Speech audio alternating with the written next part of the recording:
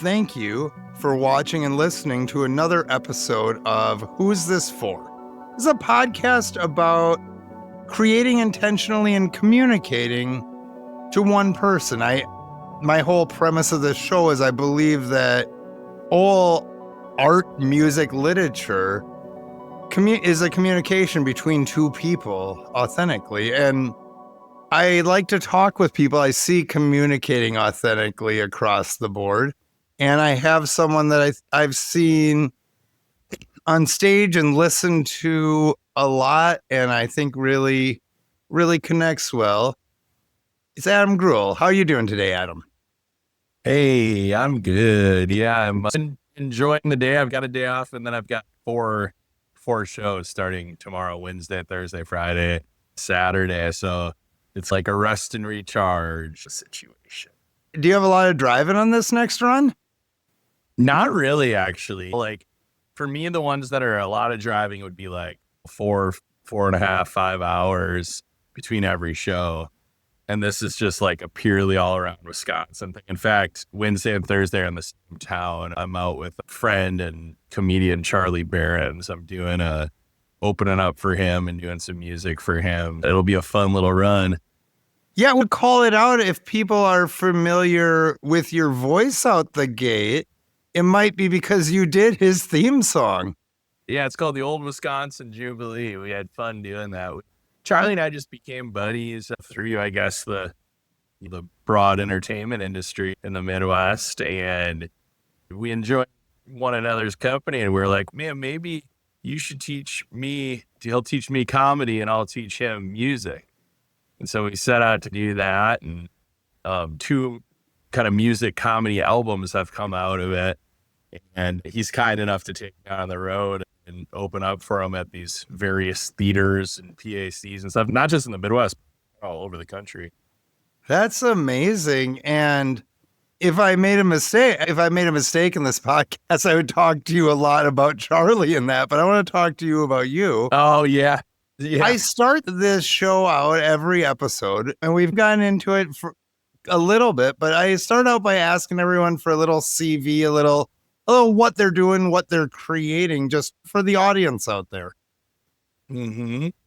As you've seen, Scott, at music festivals and stuff, I'm a musician, but I do love like a really broad spectrum of music. I'm probably most well known for my time with Horseshoes and Hand Grenades, which is a string band that started at the University of Wisconsin, Stevens Point, and we slowly were able to travel the entire country playing music, and we turned 15 actually this fall here, and so we're still out kicking, and we're doing a recording project actually at my house coming up, so that's really exciting. But I do the stuff with Horseshoes, and a couple of the guys ended up having families, and so they're not unable to go out touring as much as we once were.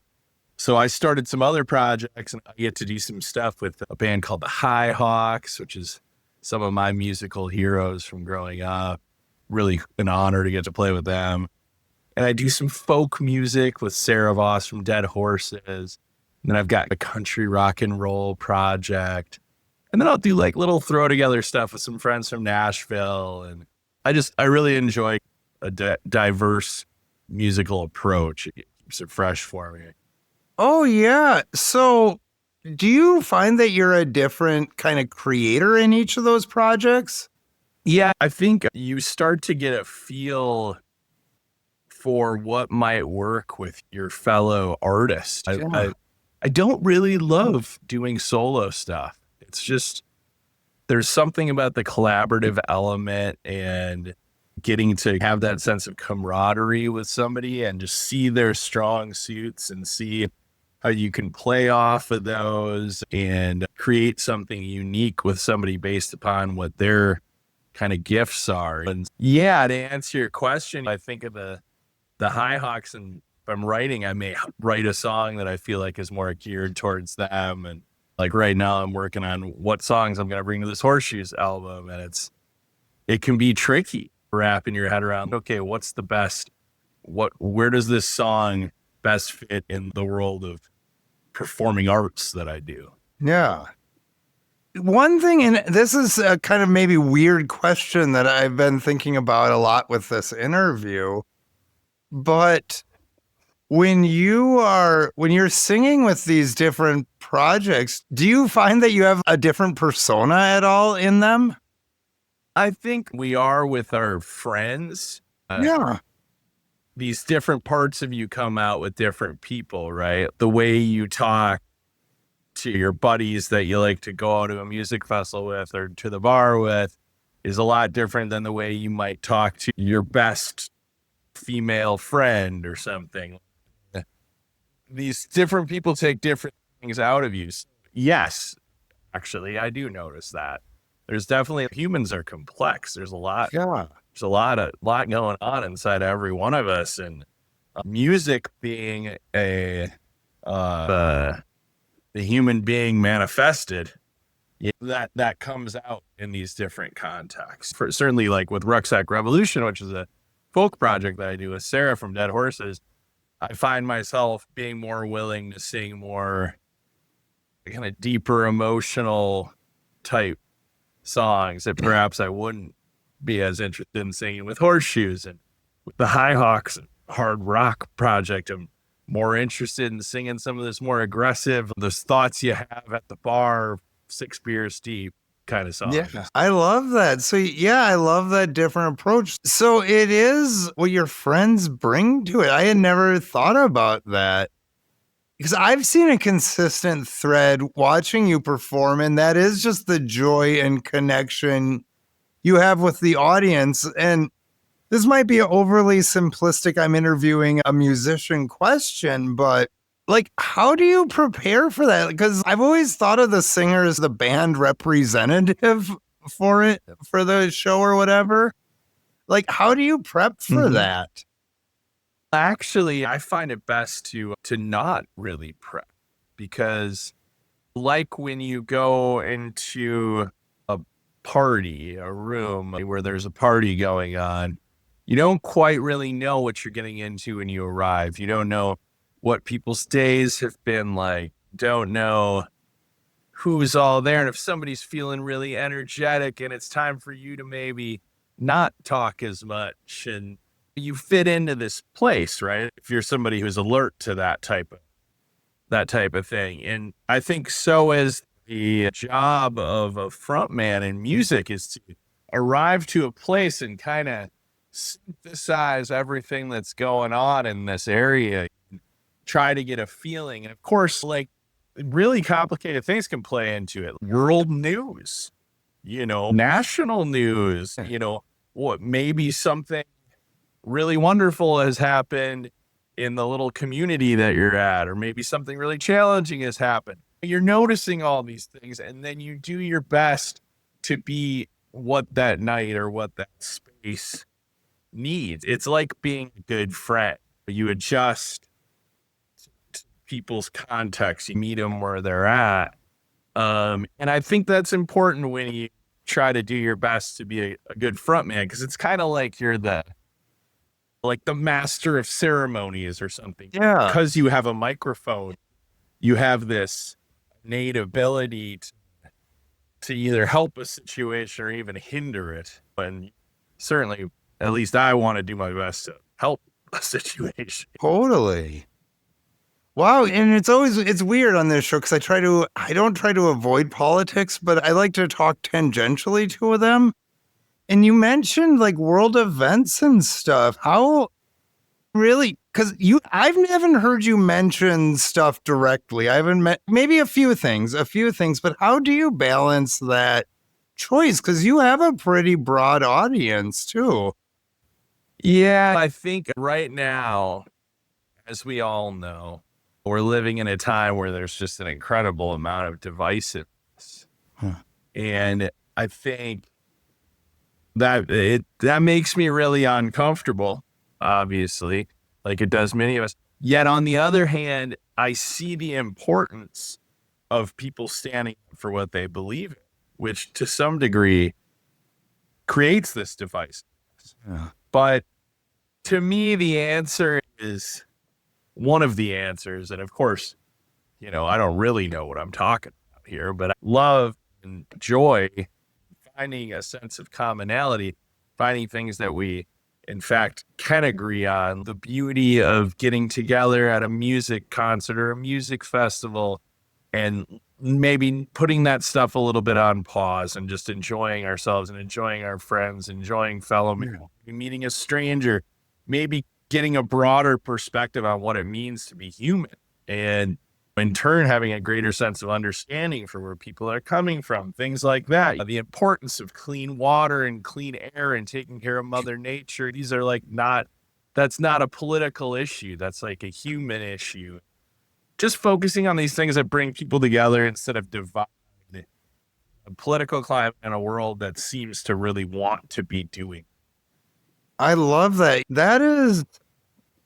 I have not traveled Wisconsin as thoroughly as you have, but I think I've been through a lot of the state. I'd like to think I've spent some time on the 41 corridor in Highway 8 and all the places. I've even been to that drift list. But one consistent thing I've noticed throughout Wisconsin is people do just want to relax a lot and enjoy one another's company in a very real way. And I think that's a lot of different places, but I think there is something special about this state that really exists here.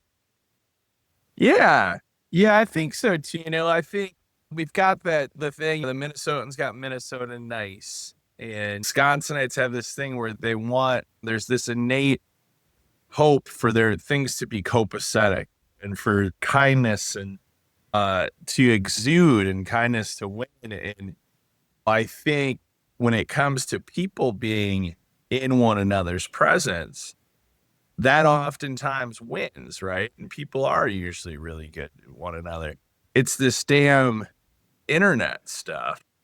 It's people's ability to type terrible things on social media and feel the need to be at times so brash and things like that. And I have a challenging time with social media stuff right now. And I think to stay on the positive side of things, I think that one of the beauties of musical events is people are coming together, and because it's engaging and whatnot, and because you're in the presence of so many different types of people, you're not sitting there on your phone. You're enjoying our senses, what we hear, what we see, what we feel. We're enjoying that sense of camaraderie. Man, I joked the other night, we played in lacrosse on the Mississippi River, and I joked, why doesn't everybody just get in a line and we'll each take turns throwing our phones right into the damn river? And I was joking. I definitely meant it a little. Oh, I get it. If it wasn't that I use that thing for work and they cost so damn much. I know, man. I'm right with you. Oh, man, I do love that part about music and live music. I think we really have separated ourselves behind the digital divides. Oh, let's trash those phones and just go to shows. It's not even just music. If music is is something you really enjoy, then that's a great way to get outside of the box. But it's not just that. It's like anything you enjoy that brings us closer to humanity. Right. And maybe further away from separating. Exactly. So shifting gears just a smidge here, because we've talked about a lot about that connection in live music. How does your approach to connecting with the audience come when you're hitting the studio, when you're in the studio in your house? It's funny you ask. I've gone through different phases in my songwriting life.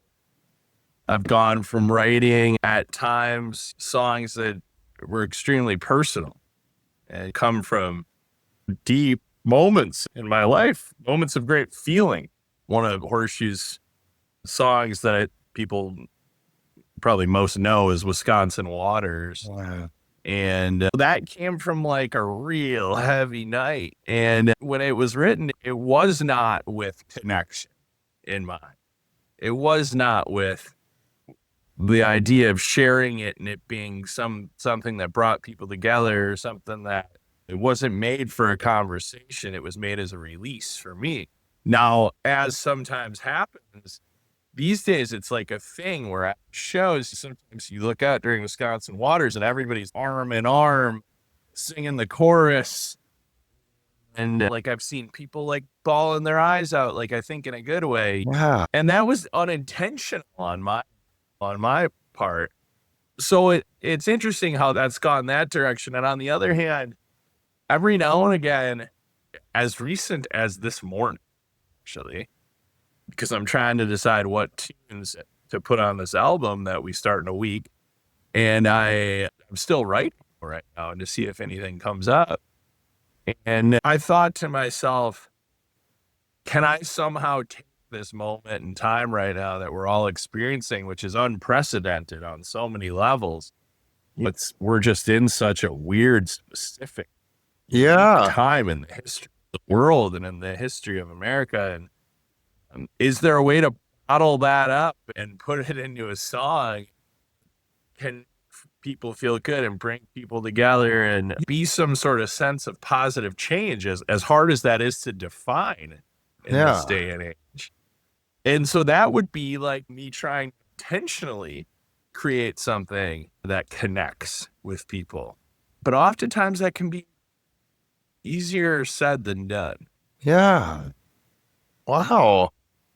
That's interesting because I have definitely had that like very personal feeling end of the night to Wisconsin Waters. I've been in that crowd hearing it. So I know you've shared the story before, but that just does hit home that it was something really personal and hard at the time.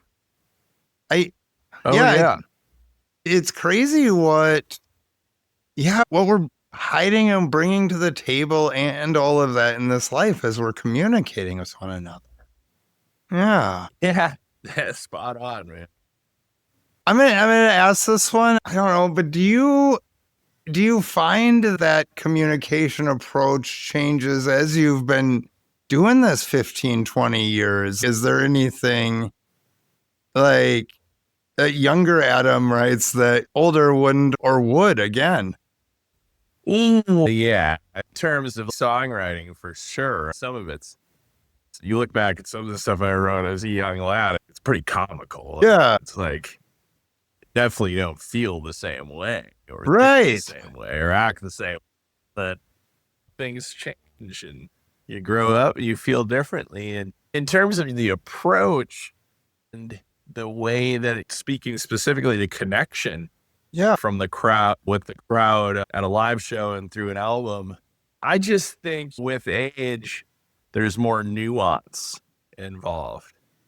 I think as a young kid, to me, it was just like all about showing up and throwing down and having a good time and high energy and all that. And yeah, that's still part of it for sure. And like, I still think it's really fun, all that. But look, I also know that sometimes people go to shows for other reasons and looking for other things, whether they knew they were or not. But I've now experienced that in my own right, gone to shows and been having a real hard time and got to hear these songs that kind of brought me out of that hole. Just understanding, I think time has shown me that a human being's being a broad tapestry. That's the way it is at a show too. People show up coming from so many different places and so many different moments in their life. That's why I think it's important to create like a diverse show in terms of content. Like some of this stuff that's party songs and other songs that are a little bit more introspective and emotional, some that make you dance and some that maybe make you sway and things like that, because there's so much going on, man, in life and at these shows. That seems like something that's really prevalent in, I don't know, like Midwest Americana. I'm thinking about like, obviously you guys, but like them Coolie Boys, like I could go down the list of having that like range of emotions. And I know you all are contemporaries. Is that something you all talk about like consciously? Man, I think it's just something we're all experiencing. And maybe it's this upper Midwest. Maybe we got the 4 seasons, Yeah. and we got the changing of the seasons. Maybe that plays into it. We all go through our different phases, our summertime vibes and the fall vibes, spring vibes, winter vibes. Maybe that plays into that. But no, I don't know that it's discussed. It probably rubs off on everybody's songs rubs off on one another. Like Soren from Them Cooley Boys, as you brought up, I love his songwriting, and I really love Joseph Huber's songwriting. And of course, Dave from Trampled by Turtles and the Pertneer guys. And it just goes on. And I think all of us together, whether or not we're intentionally bouncing ideas off of one another, we're bouncing ideas off one another just by creating what we create, being around one another. But it's a great thing, man. The upper Midwest scene, everybody talks about Texas when Guy Clark and Steve Earle and Townes Van Zandt, that whole crew was there. And yeah, there's still a kick-ass songwriting scene down there in Texas, but there's a good one in the upper Midwest too, with so many people writing right now. And it's a pretty special place to be. Oh, yeah. I don't often say this, but there's even some good music being made across the river there in Minnesota. I do say that all the time. I love Minnesota man bands. I thought you were going to reference our southern neighbor. Oh, Illinois. I've heard a few good tunes from there. I definitely have. Oh, yeah. I think I was just thinking of Minnesotans and wearing a mud duck shirt. I love it. Okay, I previewed this when we talked before, but this is a new segment of the show called The Dirty Little Secret. And that's where I ask you, are you or how are you using AI in your process? I'm using AI in my process to provoke lots of anger and anxiety in my day-to-day life. Okay. How's that? Man, I'll tell you, like, I'm not stoked on AI. Yeah. I feel worried about AI from a songwriting perspective. There's Nashville songwriters right now that are using AI to write songs. There's demos that are being created by you giving the lyrics to AI, and it creates a demo. It's just, this podcast we've talked a lot, although I don't know that we've said the specific word, but authenticity. Yeah. It's a part of this whole thing. Being authentic, being aware of circumstance, being who you are to one another, and the way that affects communication. You can sense that when somebody's themselves around you. It makes you feel good. It makes you feel comfortable. And I think in the world of songwriting and in the world of music, there's some real dangers associated with AI and creation and our jobs for sure. So I don't use AI for anything.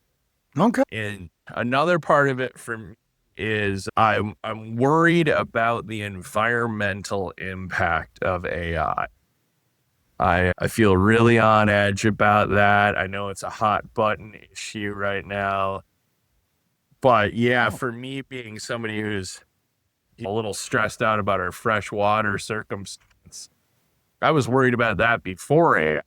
Yeah. And now I'm like really worried with AI. And to be totally honest with you, it's on my mind a lot. And with me and a couple of friends, it's almost been a little unhealthy at times, the degree to which it's concerned and consumed my thoughts. Is there ways for it to be productive in the world of music? Yeah, but productivity isn't necessarily always the best goal per se. So I know it's a complicated look. I'm also well aware that AI could do great things for humanity in various ways, but I'm very skeptical of it in a broad application. Yeah. I can understand that, especially like with that one, like you said, where people like can tell people or tell the AI different elements in making songs. I've even heard some people that basically can throw up rough demos and it ends up just sounding like it was Now, I will say, to me, AI produced music sounds overproduced, Like, I think AI can capture, like a multi-track produced, like super like compressed, like commodified thing. I don't think it can get Daniel Johnston at this point. I don't know why I'm going to that far lo-fi end. But no, I think it's a prevalent fear. Yeah, it can't. Yeah, at least right now, the fact that it doesn't have human emotion, Right. is a big part of it, right? But who knows how that's all going to develop. Yeah. I don't know. I'm curious to see the way that it shapes up for sure. But as of right now, these days, I say I don't use it, but these days when you put a question in Google, I think you're using it there, aren't you? Yeah. Pretty much. Yeah, you are. Here's a weird old one, and I was talking in another interview about this, but some weird, like a lot of Adobe products that we've been using for years and features that we've been using for years are AI. The silence generator, like when you're noise reduction. That's what I was looking for. Like noise reduction is totally AI. Like in images, like cutting a picture out has been AI, but it is that generative thing where I think it's gone beyond the tool to being something else. And yeah, I 100% agree too that like it doesn't have authenticity. And so it's, yeah, thank you for sharing that. I love that perspective. Yeah, I think my overall perspective on it all develops every day. I'd say as of right now, it's a general source of anxiety for me. Probably going to write a song after we get done recording this podcast about that, because now I'm thinking about it. You can call the song "Who's This For?" because that's the name of this podcast. Yeah. Oh, man. Totally. So I have a better question. In fact, what I'm told is the best interview question ever. And that is, before we go, do you have anything else you'd like to share? God, such a good question. Oh, God, I'd love to share all kinds of different things. The big one for me right now has been going pretty hard as a musician since I was like 14 years old, man. I'm 35 now, so that's over 20 years. And obviously, like the last Horseshoes started 15 years ago. Yeah. And so it's been a very wild ride, seeing so many different places and so many different types of people in different cities and different areas, like all across the country, not just Wisconsin and the Midwest, but all over. And it's been really interesting to start to get a bead from that on the diversity that is America, the economic diversity, the cultural diversity, things like that. And I find that to be really beautiful. Yeah. And that's something that's been on my mind, something like, man, we should celebrate that diversity. And it's hard for me to understand why we wouldn't celebrate that. And that's been weighing on my mind a little. And then I've also just in recent days, I think I've been performing so many concerts and so many shows. And this fall and into 2026, I'm going to pull it back a little, and I'm going to try to focus more on writing and more on creating some songs and getting out there and doing things in nature and kind of reconnect with that part of myself a little bit more than the kind of hustle and bustle type attitude. And I bring that up not so much to explain what I'm up to, but more to provoke anybody who might be listening to this, that it's so easy these days to get so wrapped up in the rat race, and you're on your phone and there's this whole vibe, and you got to keep up with the Joneses and all that type of thing. And it's, man, you just don't. You got to be able to survive. There's no doubt about that. But the world around us, nature and culture and stuff, is so rich, and there's so much to experience there. beyond this world within our phones and within our work. Maybe we ought to all take a little break the hell outside and spend time with people we love and things like that. I dig that. So winter activities, are you more snowshoe, ice fishing, or skiing? Snowshoeing and winter fly fishing. Whoa! Believe it or not, like less ice fishing. Like I'll go ice fishing, but what I really like, man, is like bundling up super hard and getting into a river and fishing for trout.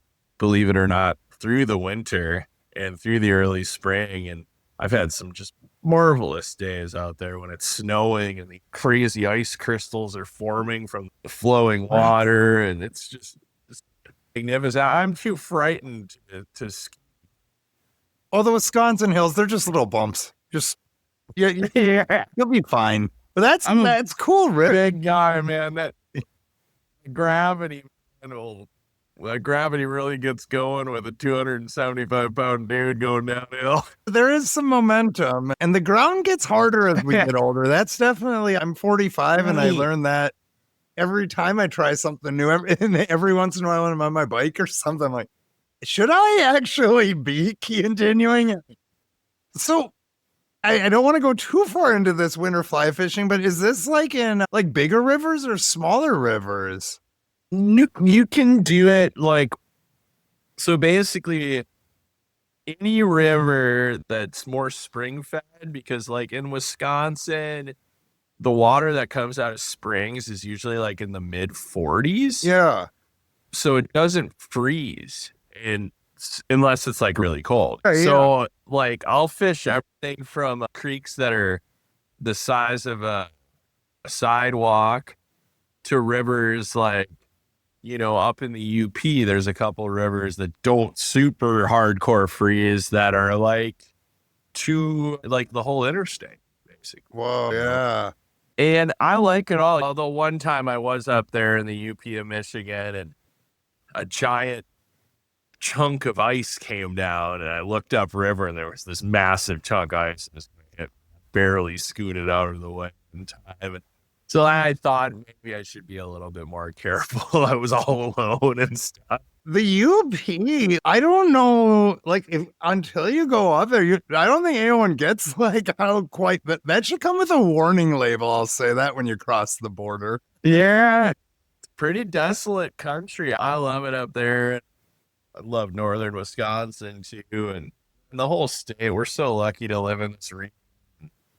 Hopefully, we as Midwesterners, we remember to fight and take care of it. Oh, I know. That state motto of forward, I always hope that we're going with that. Yeah, I know. Forward's a funny one to me. It's like sometimes I want us to be going forward, and other times I want it to everybody to just chill right the hell out and leave it right where it's at.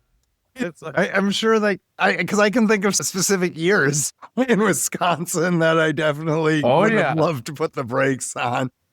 And I'm sure the listener doesn't need the breakdown, but oh man. That's good eye, brother. That's good eye. Yeah. Oh man, Adam, thank you so much for this. This has been awesome. And yeah, it's been really cool just chatting with you about authenticity, really getting to that thing in itself, as it were. So thank you. Yeah. So much. We went through a lot of stuff, and I appreciate you having me on and discussing these things, because I think it is important. Broadly, connection. Yeah. We're technically, in terms of, forget how exactly to say this, but we're the most connected we've ever been as a society, yet we're the most alone. Yeah. There's the most loneliness. People on individual levels are experiencing the most loneliness we've ever experienced as humans, while being simultaneously the most connected we've ever been. So there's something about that, discussing it and trying to wrap our heads around it. It's so important. So thanks for bringing the discussion and having me be part of it as well. It was good for me to open up some pathways too in my own. Yeah. I I know we'll chat again, and I can't wait to see you play next time. Or maybe I'll bump into you in one of those Northwoods bars, maybe somewhere like Hayward or something. I absolutely would love that, Scott. And yeah, I'll look forward to seeing you too. Talking some more. Sounds great. Have a good one, and thanks again. And that's it for this episode of Who's This For? Remember, whether you're creating music, brands, experiences, or stories, it's all about focusing on that one person, you. I'm Scott Morfitt, and you can find us wherever you get your podcasts. We'll see you next time on Who's This For?